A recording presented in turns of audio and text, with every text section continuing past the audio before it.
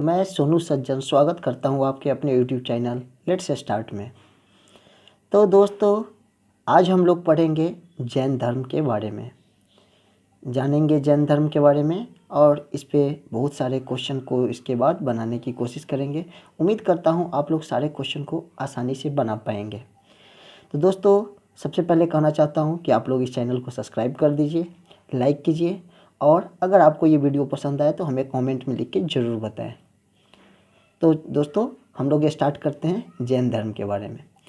जैन शब्द जीन से बना है। जैन शब्द जीन से बना है, जिसका अर्थ होता है विजेता, अर्थात जिसने अपने इंद्रियों को जीत लिया हो,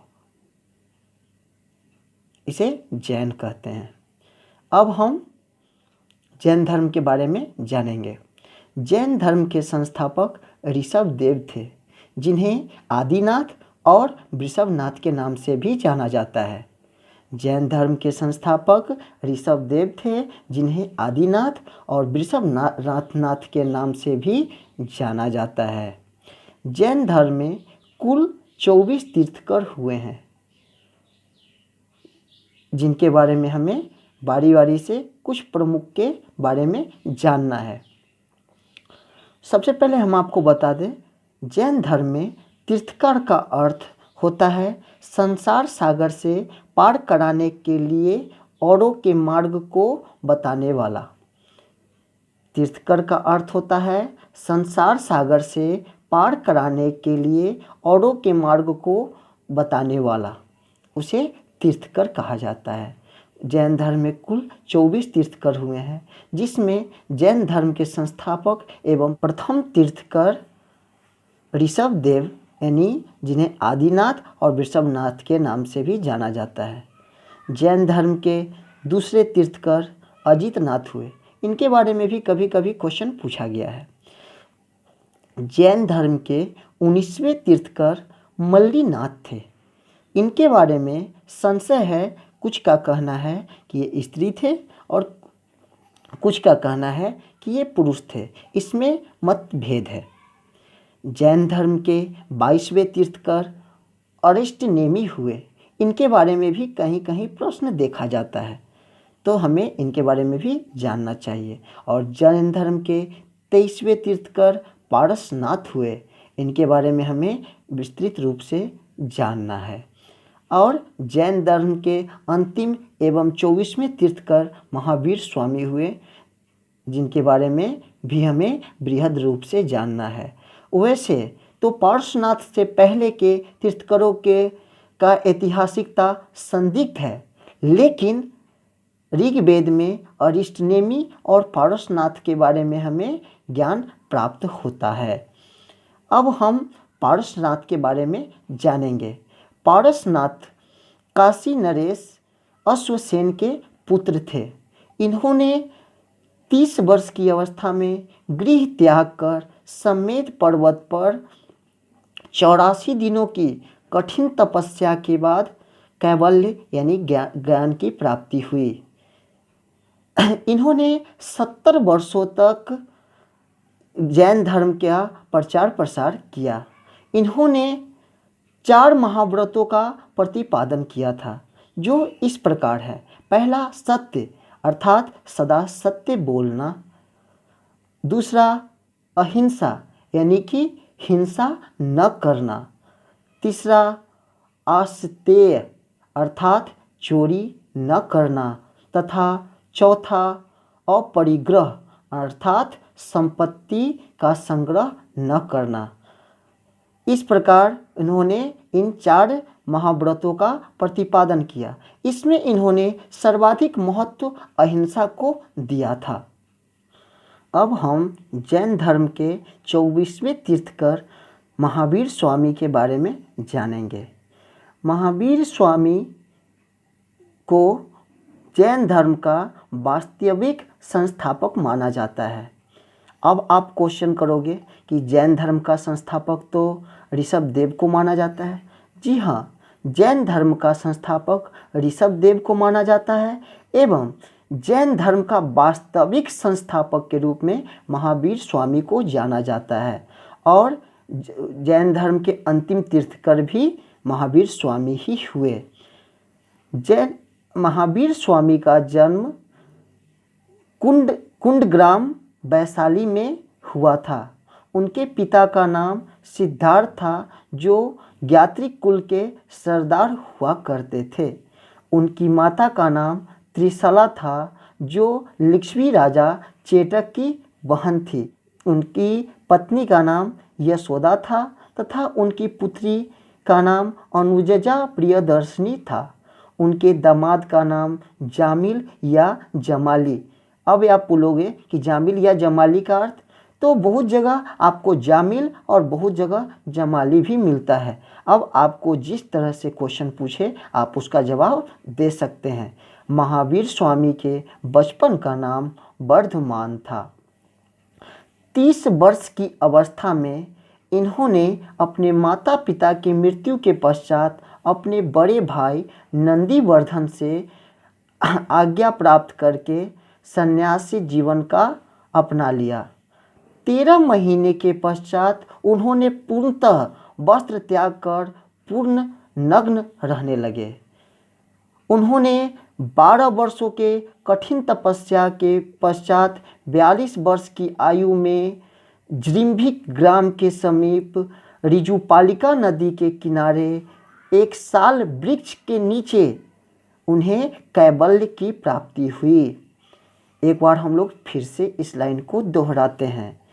महावीर स्वामी को 12 वर्ष की कठिन तपस्या के पश्चात जृंभिक गांव के समीप ऋजुपालिका नदी के किनारे साल वृक्ष के नीचे कैवल्य यानी ज्ञान की प्राप्ति हुई।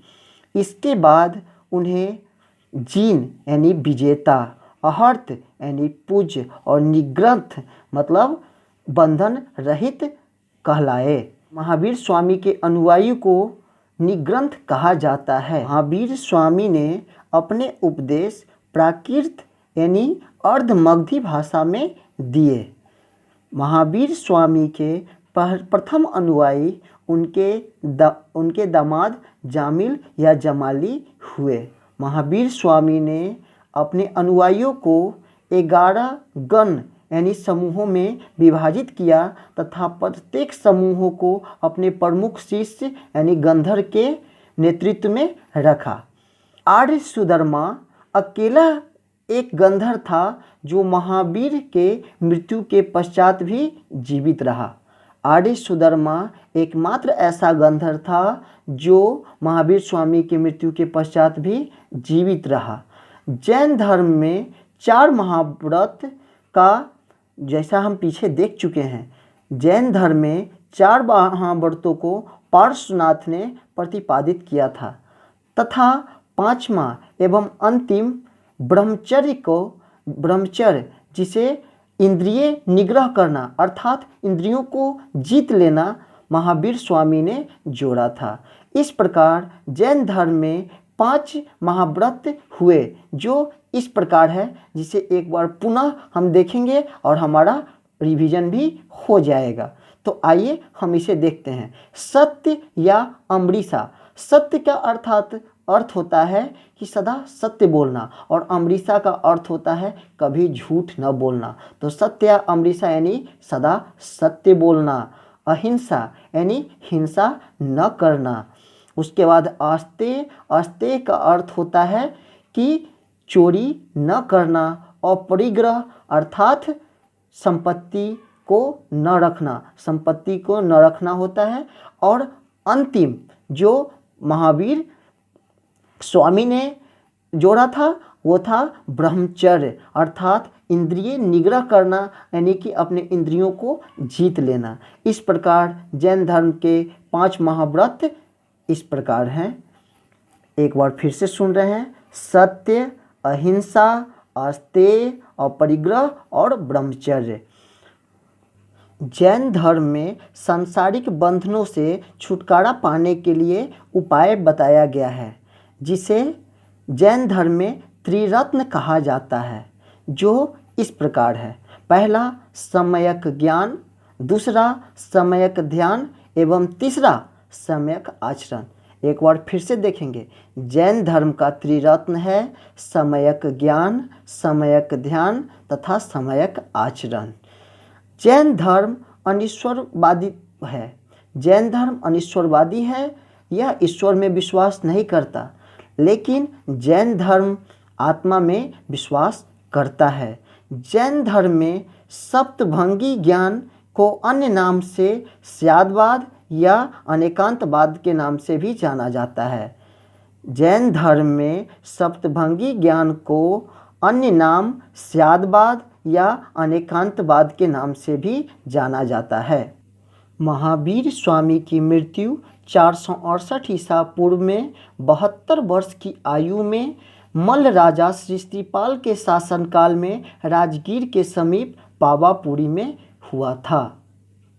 उनके मृत्यु के लगभग 200 वर्ष बाद लगभग 300 ईसा पूर्व में मगध में 12 वर्षों का भीषण अकाल पड़ा, जिसके कारण भद्रबाहु अपने अनुयायियों के साथ कर्नाटक चले गए तथा कुछ अनुयायी स्थूलभद्र के साथ मगध में ही रह गए। भद्रबाहु के वापस लौटने पर मगध के साधुओं से उनका गहरा मतभेद हो गया। इसके बाद जैन धर्म 2 भागों में बट गया। श्वेतांबर स्थूलभद्र जो मगध में ही रह गए थे, उनके अनुयायी श्वेतांबर कहलाए, श्वेत वस्त्र धारण करने वाले, तथा भद्रबाहु जो कर्नाटक चले गए थे, उनके अनुयायी दिगंबर कहलाए, नग्न रहने वाले। इस प्रकार जैन धर्म 2 भागों में बट गया, श्वेतांबर और दिगंबर। लोग बात करेंगे प्रमुख जैन संगतियों के बारे में। तो प्रथम जैन संगति 300 ईसा पूर्व में पाटलिपुत्र में चंद्रगुप्त मौर्य के शासनकाल में स्थूलभद्र की अध्यक्षता में संपन्न हुई। दूसरी जैन संगति 6ठी शताब्दी में वल्लभी गुजरात में क्षमा श्रवण की अध्यक्षता में हुई। इसी संगति के बाद प्राकृत भाषा में जैन ग्रंथों का संकलन किया गया। अब हम लोग इसके कुछ फैक्ट के बारे में बात करेंगे, जिसको एक बार देखना अनिवार्य है, इससे क्वेश्चन भी आते रहते हैं। तो जैन धर्म के प्राचीनतम साहित्य को पूर्व कहा जाता है। जैन धर्म के प्राचीनतम साहित्य को पूर्व कहा जाता था, जिसकी संख्या 14 थी। बाद में इन ग्रंथों के संकलन को आगम कहा जाने लगा, जिसकी संख्या 46 है। जैन तीर्थंकरों के बारे में जानकारी भद्रबाहु के कल्पसूत्र से मिलती है। जैन तीर्थंकरों के बारे में हमें विस्तृत जानकारी भद्रबाहु के द्वारा रचित कल्पसूत्र से मिलती है। खजुराहो में जैन मंदिर का निर्माण चंदेल शासकों द्वारा किया गया था। खजुराहो के जैन मंदिरों का निर्माण चंदेल शासकों द्वारा किया गया था। जैन धर्म को मानने वाले प्रमुख राजाओं में चंद्रगुप्त मौर्य, महापद्मनंद, अमोघवर्ष, खारवेल तथा चंदेल शासकों का संरक्षण प्राप्त था। जैन धर्म को मानने वाले प्रमुख राजाओं में चंद्रगुप्त मौर्य, महापद्मनंद, अमोघवर्ष, खारवेल तथा चंदेल शासकों का संरक्षण प्राप्त था। इस प्रकार दोस्तों हम लोग जैन धर्मों को विस्तृत रूप में देखे जाने। अब हम लोग बौद्ध धर्म और जैन धर्म के बारे में कुछ समानताएं इस प्रकार प्रतीत होती है, जो बिल्कुल समान होती नहीं मगर हमें समान जैसा ही प्रतीत होता है, जिसे हम बारी बारी से देखने का प्रयास करेंगे। इससे आपके ज़्यादा से ज़्यादा क्वेश्चन आते हैं और लोग इसमें कहीं ना कहीं गलती कर जाते हैं। तो आइए हम लोग इसे देखते हैं। पहला, बुद्ध का जन्म 563 ईसा पूर्व में हुआ था, जबकि महावीर का जन्म 540 ईसा पूर्व में हुआ था। दूसरा, बुद्ध के पिता का नाम सुद्धोधन था, जबकि महावीर के पिता का नाम सिद्धार्थ था। बुद्ध की माता का नाम महामाया था, महावीर की माता का नाम त्रिशला था।